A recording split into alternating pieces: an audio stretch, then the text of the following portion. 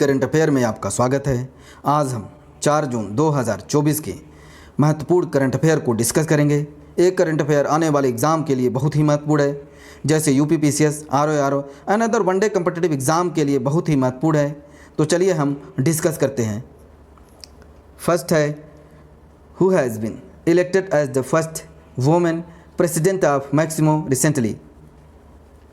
Answer B, Claudia Sheinbaum. Claudia Sheinbaum Mexico की पहली महिला राष्ट्रपति चुनी गई हैं। देश के राष्ट्रीय निर्वाचन संस्थान ने घोषणा की है कि सत्तारूढ़ मोरेना पार्टी की उम्मीदवार क्लाउडिया शिनबॉम 58.3 से 60.7% मतों के साथ राष्ट्रपति चुनाव जीता है। मैक्सिको के 200 वर्षों के इतिहास में ऐसा पहली बार हुआ है।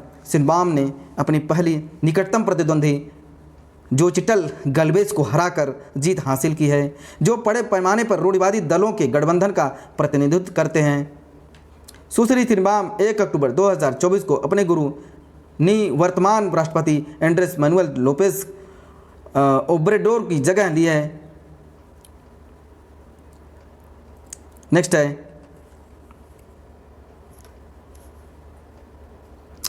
Which country spacecraft has recently made a historical landing on the far side of the moon for the second time? Answer C, China.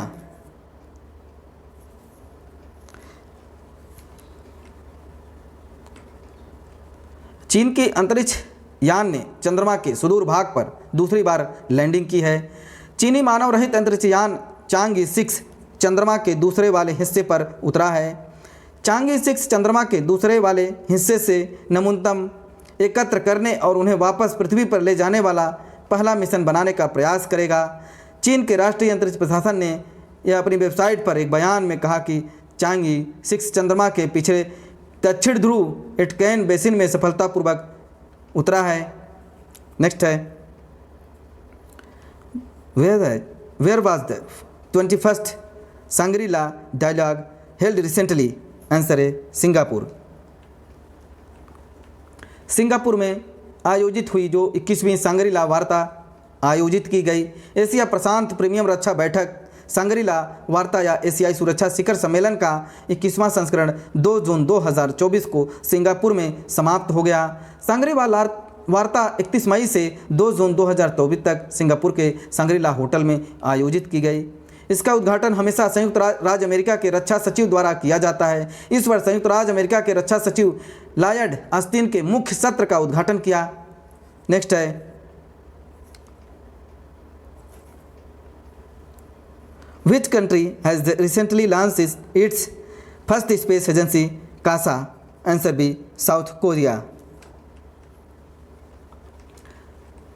दक्षिण कोरिया के राष्ट्रपति यू सुक येओल ने देश की पहली अंतरिक्ष agency Korea aerospace administration KASA का शुभारंभ किया और इस अवसर पर 2045 तक मंगल ग्रह पर उतरने की योजना, देश का पहला चंद्रलैंडर 2032 तक उतरना और अंतरिक्ष अन्वेषण पर 100 ट्रिलियन तक 72.6 बिलियन खर्च करने की घोषणा की है। नेक्स्ट है, who has recently won the title of Asia richest person? Answer C, Gautam Adani.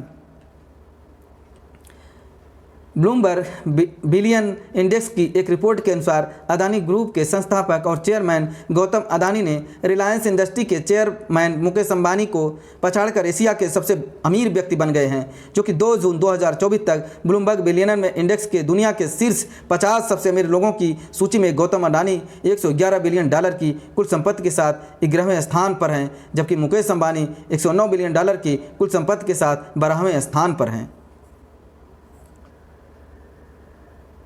Next है,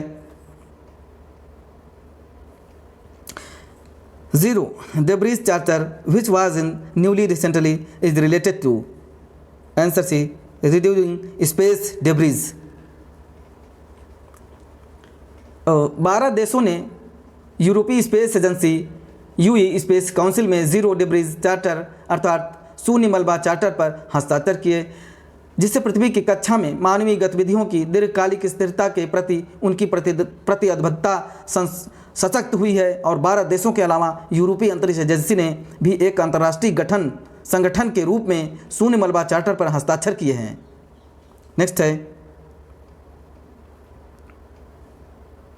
who has India first woman permanent representative to the United Nations who retired recently, Ruchira Kamboj, जो कि संयुक्त राष्ट्र में महाभारत की पहली महिला अस्थायी प्रतिनिधि रुचिरा कंबोज हुई सेवा अभी रिटायर कर दी गई हैं। संयुक्त राष्ट्र में भारत की पहली महिला जो कि प्रतिनिधि रुचिरा कंबोज 35 साल की सेवा के बाद सेवानिवृत्त हुई। इस दौरान उन्होंने भूटान, दक्षिण अफ्रीका, यूनेस्को में भारतीय दूत के रूप में काम किया। 1987 बैच की IFS अधिकारी कंबोज ने पोस्ट किया, असाधारण वर्षों और अविस्मरणीय अनुभवों के लिए भारत का धन्यवाद किया। रूस, यूक्रेन और इजराइल हमास युद्धों के दौरान कंबोज ने पिछले 2 वर्षों में न्यूयॉर्क में संयुक्त राष्ट्र में चर्चाओं को आगे बढ़ाया है। यह 1987 सिविल सेवा की बैच की अखिल भारतीय महिला टॉपर भी रही हैं और 1987 विदेश सेवा बैच की टॉपर भी थी। नेक्स्ट है,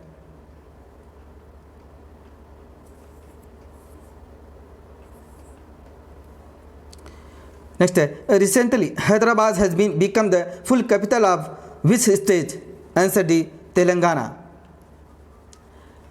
2 जून को हैदराबाद बना तेलंगाना की पूर्णतः राजधानी। 2 जून 2024 को तत्कालीन अविभाजित आंध्र प्रदेश का विभाजन कर दिया गया था। उस समय हैदराबाद 10 वर्षों के लिए साझा राजधानी बनाया गया था और जो 2 जून 2024 को समाप्त हो गया। आंध्र प्रदेश सरकार ने आंध्र प्रदेश सूची पुनर्गठन अधिनियम 2024 की अनुसूची के अनुसार 1012 के अनुसार जो कि सूचीबद्ध संस्थाओं को छोड़कर हैदराबाद में अपने कब्जे में सभी इमारतों को खाली करने पर सहमति व्यक्त की है। तेलंगाना राज्य का निर्माण संविधान के अनुच्छेद 3 के तहत संसद द्वारा पारित आंध्र प्रदेश पुनर्गठन अधिनियम 2024 द्वारा किया गया था। आंध्र प्रदेश पुनर्गठन अधिनियम 2024 की धारा 5(2) में प्रावधान है कि इस अवधि के बाद आंध्र प्रदेश के लिए एक नई राजधानी स्थापित की जाएगी। हैदराबाद तेलंगाना की एकमात्र राजधानी बन जाएगा। नेक्स्ट है, recently who has launched the Mahakrishi Samriddhi Yojana, bank of Maharashtra. Bank of Maharashtra जो है कि अभी महाराष्ट्र में प्रारंभ की गई महाकृषि समृद्धि योजना प्रारंभ की है। बैंक ऑफ महाराष्ट्र ने महाकृषि समृद्धि योजना शुरू कर दी है जो खाद्य और कृषि आधारित उद्योगों, प्रसंस्करणों, गतिविधियों में शामिल कृषि बुनियादी ढांचा परियोजनाओं और कृषि बुनियादी ढांचे की सुविधाओं के विकास के लिए वित्तीय सहायता प्रदान करती है। नेक्स्ट है,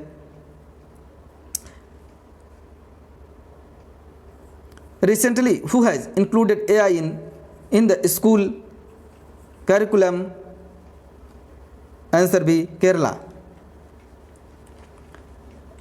केरल ने स्कूली पाठ्यक्रम में आर्टिफिशियल इंटेलिजेंस को शामिल कर दिया है जो कि गर्मियों की छुट्टी के दौरान माध्यमिक विद्यालयों में शिक्षकों के लिए आर्टिफिशियल इंटेलिजेंस प्रशिक्षण आयोजित करने के तुरंत बाद राज्य के सभी स्कूलों में AI को जो है कि निश्चित कर दिया है जो कि जो है AI पाठ्यक्रम उसमें इंक्लूडेड कर दिया गया है। AI की कक्षा 7 की पाठ्यक्रमों में भी इसको जो है कि ला दिया गया है ताकि छात्रों को AI के लाभों के बारे में अच्छी से आर्टिफिशियल इंटेलिजेंस के बारे में अच्छे से जानकारी बढ़े और जो कि वैकल्पिक विषय के रूप में बनाया जाएगा।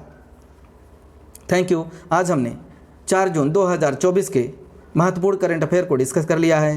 ये करंट अफेयर सभी एग्ज़ाम के लिए बहुत ही महत्वपूर्ण है। हमारे चैनल को सब्सक्राइब एंड शेयर करें जिससे कि ज़रूरतमंद लोगों के पास वीडियो पहुँचे।